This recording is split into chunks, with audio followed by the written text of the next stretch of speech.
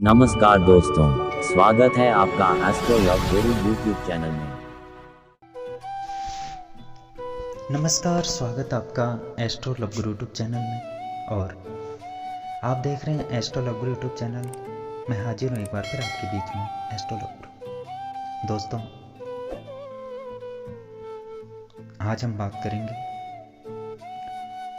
यौन संबंधित परेशानियों के बारे में। जिनको यौन संबंधी दिक्कतें हैं, यौन का सुख नहीं ले पा रहे हैं, जिसको कहते हैं सेक्सुअली सुख पूर्ण रूप से नहीं मिल पा रहा है। आज हम इस बारे में बात करेंगे कौन से ग्रह की वजह से हमारे में ये सारी दिक्कतें, ये परेशानियां आती हैं, ये प्रॉब्लम्स खड़ी हो जाती हैं। कहते हैं ना कि वो लोग बहुत नसीब वाले होते हैं जिनकी शादी भी उनके मनपसंद लाइफ पार्टनर से होती है, और शादी के बाद उनकी सेक्स की लाइफ जो होती है वो बहुत अच्छे से गुजरती है। लेकिन सब इतने खुशकिस्मत कहाँ होते हैं, है ना? सब इतने खुशकिस्मत नहीं होते हैं कि उन्हें जीवन में ये दोनों खुशियां नसीब हो सके। ज्योतिष शास्त्र के अनुसार अगर किसी का सेक्स लाइफ सही न चल रही हो तो इसके पीछे कारण शुक्र ग्रह हो सकता है। हो सकता नहीं, ये शुक्र ग्रह ही है। आपको समझना चाहिए कि अगर आपकी सेक्सुअल लाइफ सही नहीं चल रही है तो ये समझ लीजिए कि आपके कुंडली में जो शुक्र ग्रह है वो कमजोर है, वो पीड़ित है।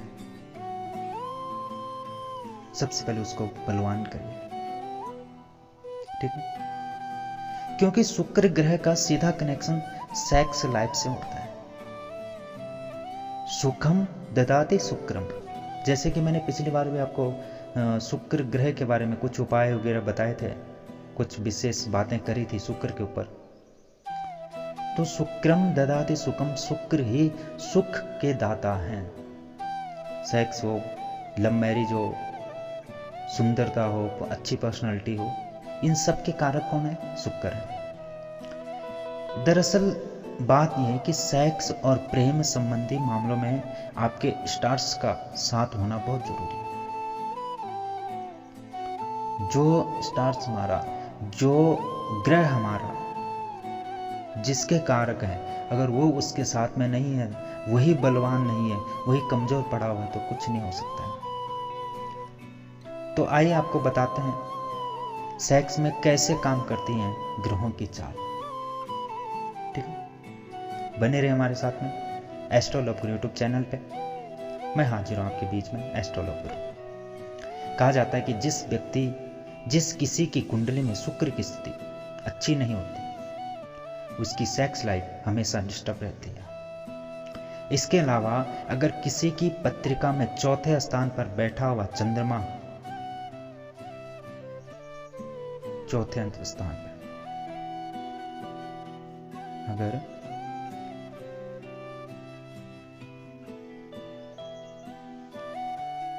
तो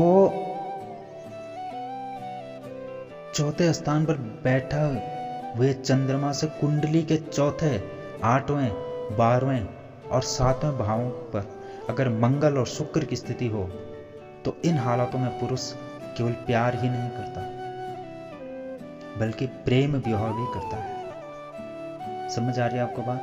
अब दोबारा आपको कहता हूं कौन कौन सा स्थान है वो।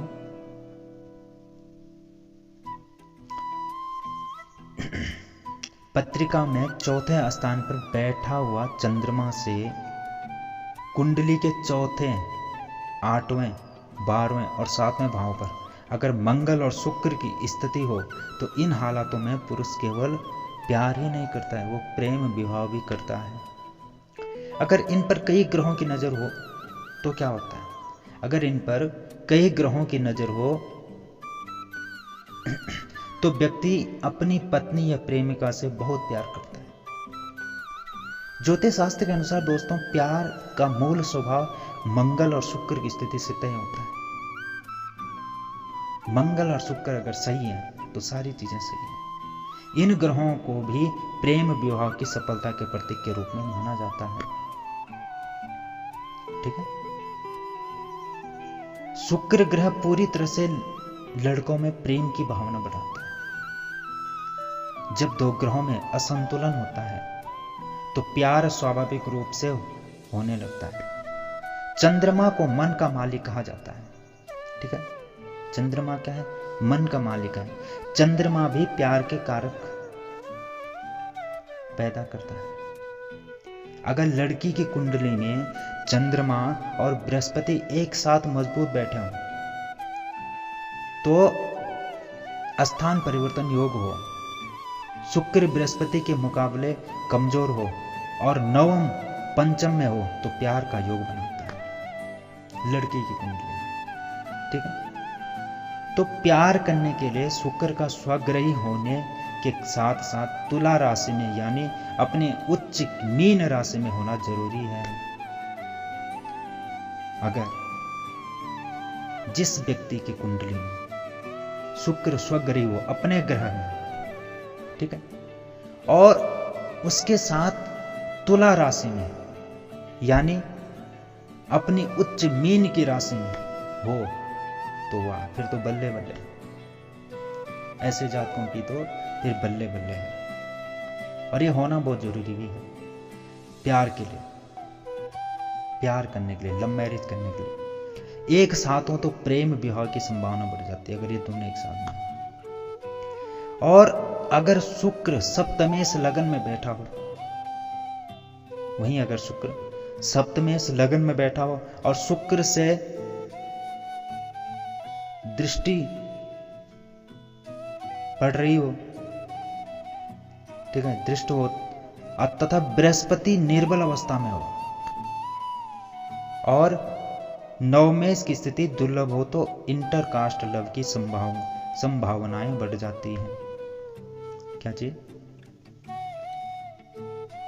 शुक्र सप्तमेश लगन में बैठा हो और शुक्र से दृष्ट हो तथा बृहस्पति निर्बल अवस्था में हो, वह नवमेश की स्थिति दुर्बल हो तो इंटरकास्ट लव की संभावनाएं बढ़ जाती हैं। पुरुष की कुंडली में शुक्र और स्त्री की कुंडली में मंगल, ध्यान दीजिए मेरी बात पे, पुरुष की कुंडली में शुक्र और स्त्री की कुंडली में मंगल और बृहस्पति विवाह के कारक ग्रह हैं। प्रेम का मूल कारक ग्रह शुक्र अगर जन्मांग में सप्तमे से संयोग कर रहा हो और भाग्य या धर्म स्थान का मालिक निर्बल हो तो इंटरकास्ट मैरिज की संभावनाएं बढ़ जाती हैं। बहुत सारों के क्वेश्चंस होते हैं, मुझे अभी ध्यान आया कि गुरुजी, हाँ, किसी ने क्वेश्चन सवाल भी किया था यूट्यूब पर कि ऐसे ऐसे अगर ग्रहों की स्थितियां हों तो क्या इसमें इंटरकास्ट विवाह की संभावनाएं हैं। तो इसमें जो भी हमारे दर्शक हैं उनका जो है, उनको इस बात पे जो है उनका जो सवाल था उसका जवाब आपको मिल चुका है। आप इस वीडियो को देखिए। हाँ, तो मैं आगे क्या बात कर रहा था, तो क्या है कि इंटरकास्ट मैरिज की संभावनाएं कहाँ बढ़ जाती हैं? शुक्र अगर जन्मांग में सप्तमे से संयोग कर रहा हो और भाग्य या धर्म स्थान का मालिक निर्बल हो तो इंटरकास्ट मैरिज होती है। ठीक है, पूर्ण रूप से संभावनाएं बनती। क्योंकि अभी, हाँ, मैं वही चीज कह रहा था, क्योंकि बहुत सारे क्वेश्चंस होते हैं, बहुत सारे लोगों के सवाल होते हैं कि गुरुजी मैं किसी इंटरकास्ट लड़की से प्यार करता हूँ या इंटरकास्ट लड़के से प्यार करती हूँ, कि शादी होगी कि नहीं होगी।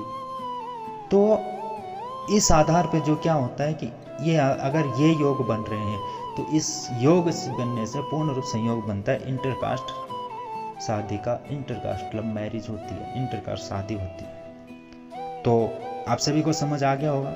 आज मैं इसलिए विशेष कर लेके आया हूँ और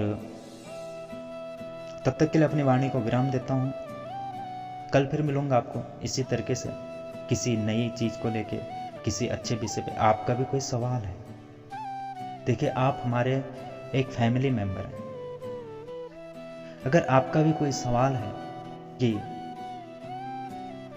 किसी भी प्रकार का हो, लव से रिलेटेड हो, पर्सनल लाइफ से रिलेटेड हो, जॉब को लेके, कैरियर, फ्यूचर, किसी भी चीज़ को, शादी को लेके कोई भी सवाल हो, आप हमें हमारे YouTube चैनल के कमेंट्स बॉक्स में लिखिए, अपने सवाल लिखिए। और वैसे भी देखा जाए, अगर आप अपॉइंटमेंट लेके भी अगर बात करना चाहते हैं मेरे से, तो हमारे स्क्रीन पे भी नंबर जो है फ्लैश होते रहते हैं। आप उन नंबर को नोट करिए, कॉल करिए, अपॉइंटमेंट दीजिए, बात करिए। जो भी आपके सवाल हैं, मैं पूर्ण रूप से कोशिश करूँगा आपके सभी सवालों के उत्तर देने की। और उम्मीद करता हूँ कि आपको इस वीडियो में दी गई जानकारी अच्छी लगी हो, पसंद आई हो। तो हमारे चैनल पे जो नए आए हैं उस चैनल को सब्सक्राइब करें, वीडियो को लाइक करें। जो पुराने हैं अपना कमेंट जरूर करें, शेयर करें, औरों को पहुंचाएं, क्योंकि ऐसी जानकारियां बहुत कम लोग देते हैं। क्योंकि ज्योतिष हर कोई करता है, एस्ट्रोलॉजी हर कोई हैं, बहुत सारे एस्ट्रोलॉजर्स हैं, अच्छे बड़े बड़े एस्ट्रोलॉजर्स हैं। लेकिन हमारा मेन मकसद क्या है, एक प्रत्येक ग्रह के बारे में उसकी पूरी डिटेल्स को बताना। एक एस्ट्रोलॉजर होते हैं जो एस्ट्रोलॉजी करते हैं, एक होता है कि उसको निचोड़ को निकालना, रस निकालना उसका। जीवन में दुख हैं, सभी के हैं। ऐसा कौन संसार में कोई नहीं है कि जिसके जीवन में दुख नहीं है। कोई मन दुखी तो कोई तन दुखी, कोई धन बिन फिरत उदास, थोड़े थोड़े सब दुखी, सुखी राम के दास। सब दुखी। अब सुखी राम के दास क्यों कहा गया है? क्योंकि सुखी राम के दास जो भजन कर रहे हैं, राम का भजन कर रहे हैं, प्रभु में गुणगान और अपना काम भी कर रहे हैं। संसार में रह के भोग विलास इत्यादि सब करना पड़ता है, सभी को करना पड़ता है। हम हो तुम हो के हर कोई करता है। 2 रोटी खाने के लिए हर कोई जीवन सुबह मॉर्निंग में निकलता है, नौकरी पे जाता है, शाम को घर आता है। हर किसी के जीवन में दुख है। और मेरा एक मकसद है कि इन सारे दुखों का, इन जो हमारी कुंडली के जो ग्रह हैं, मेन निचोड़ क्या है उसका रस निकाल के, और जिस ग्रह की स्थिति जो सबसे ज़्यादा खराब है उस ग्रह को सबसे पहले बलवान करो। और जिस दिन वो ग्रह बलवान हो जाएगा उस दिन आपके जीवन में तरक्की होनी चालू हो जाएगी। तो मैं एस्ट्रोलॉजर गुरु आपसे यहीं पे अपनी वाणी को विराम देता हूँ, आपसे विदा लेता हूँ। कल फिर मिलूंगा आपको इसी तरीके से किसी जानकारी के साथ में। तो तब तक के लिए धन्यवाद, नमस्कार, जय श्री राधे, जय श्री राधे, जय श्री राधे।